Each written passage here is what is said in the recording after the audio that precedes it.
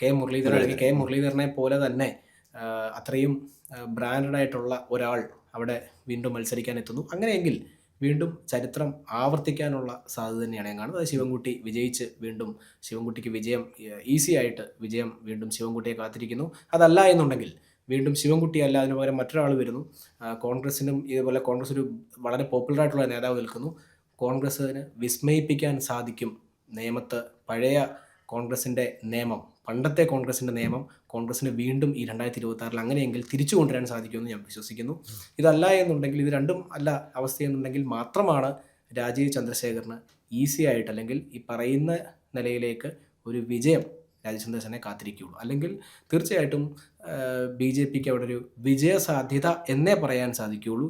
BJP വിജയിക്കുമെന്ന് എനിക്കും തീരെ തോന്നുന്നില്ല. അപ്പോൾ എന്തായാലും നമ്മളെ ഈ ഒരു ടേബിൾ എടുത്തിരുന്ന് അപ്പുറത്തിപ്പുറത്തും പറയുന്ന പോലെയല്ല പലപ്പോഴും സാഹചര്യങ്ങൾ ഉണ്ടാകുന്നത്. ഇതിൽ നിന്നൊക്കെ ഒരുപാട് മാറ്റങ്ങൾ ചിലപ്പോൾ വന്നേക്കാം. തീർച്ചയായിട്ടും ഒരു ദിവസം മതിയല്ലോ, ഇലക്ഷന്റെ തലേ ദിവസം നടക്കുന്ന അവിടുത്തെ സാഹചര്യങ്ങൾ ഉൾപ്പെടെ ഇതിനൊരു റീസണാണ്. തീർച്ചയായിട്ടും നമ്മൾ സാധ്യതകൾ മാത്രമാണ് ചർച്ച ചെയ്യുന്നത്. ഇതൊന്നും ഒരിക്കലും ഇത് തന്നെ സംഭവിക്കുമെന്നോ അല്ലെങ്കിൽ ഇത് സംഭവിക്കില്ല എന്നോ ഒന്നും നമുക്ക് പറയാൻ പറ്റില്ല. നമ്മളൊരു സാധ്യതകൾ നമ്മളെല്ലാ നിലയ്ക്കും നമ്മൾ ചർച്ച ചെയ്യുന്നു എന്നുള്ളതേ ഉള്ളൂ. എന്നിരുന്നാലും ഇലക്ഷൻ കംപ്ലീറ്റ് ആവട്ടെ, അതിനുശേഷം നമുക്ക് വീണ്ടും ചർച്ച ചെയ്യാം.